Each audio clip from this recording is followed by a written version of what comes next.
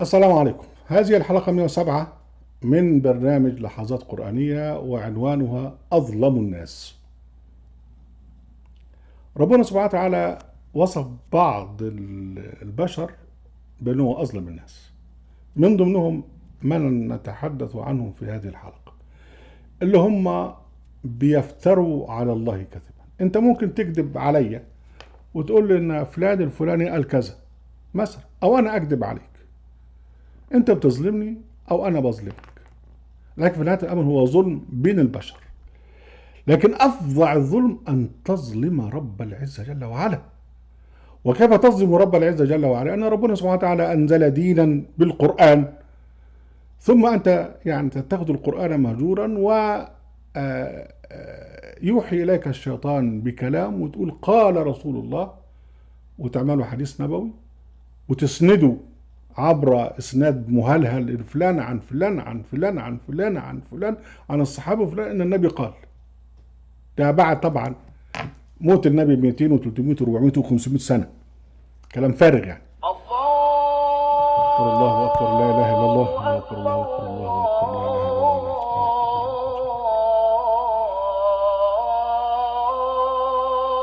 سبحانك ربنا وبحمدك. الله اكبر الله اكبر، لا اله الا الله. او انك انت تعمل ما يسمونه بالحديث القدسي، وان ربنا قال كذا. يعني القرآن مش مهم، انت عندك بقى الاحاديث، وعندك الحديث النبوية والحديث القدسية، وهو ده الدين بتاعك، وانت اللي بتعمل كده.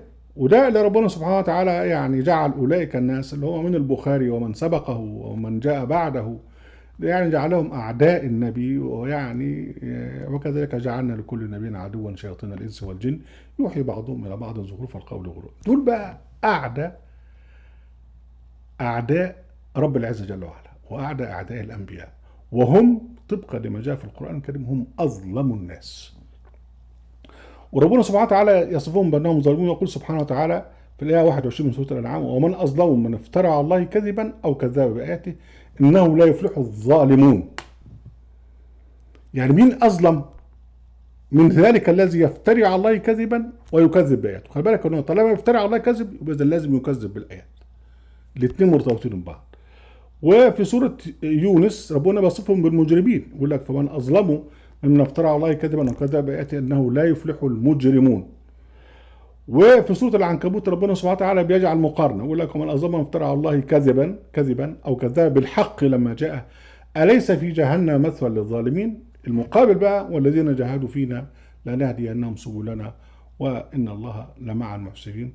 ربنا جعلنا من هؤلاء. ده في آخر سورة العنكبوت. عند الموت بقى موقفهم ايه؟ اولئك الذين يفترون على الله كذبا ويكذبون باياته. خلي بالك، يفترون على الله الكذب ويكذبون باياته.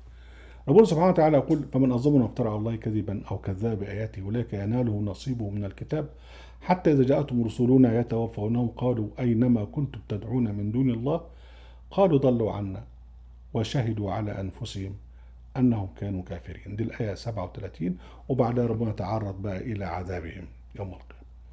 وفي سوره الزمر ايه 32: فمن اظلم ممن كذب على الله وكذب بالصدق اذ جاءه اليس في جهنم مثوى للكافرين. بعد كده: والذي جاء بالصدق وصدق به اولئك هم المتقون لهم ما يشاءون عند ربهم. فاذا احنا عندنا دلوقتي الذي يفتري على الله كذبا ويكذب بآياته هو أظلم الناس، هو موصوف بالظلم، موصوف بأنه بالإجرام، وبأنه من أصحاب النار.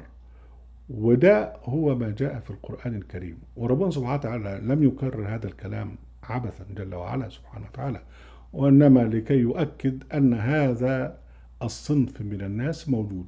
وفعلا جاءوا بعد نزول القرآن، وظهر بقى الجماعة الذين كذبوا على الله ورسوله في الأحاديث كما قلنا لكم. أهلا بكم في قناتنا أهل القرآن، نرجو أن تشاركوا فيها وأن تنشروها وأن تقوم بعمل شير وبعمل لايك على هذه الفيديوهات. وأهلا بكم في موقعنا أهل القرآن، وفيه كل ما تطلبون الإجابة عنه. وعليكم السلام.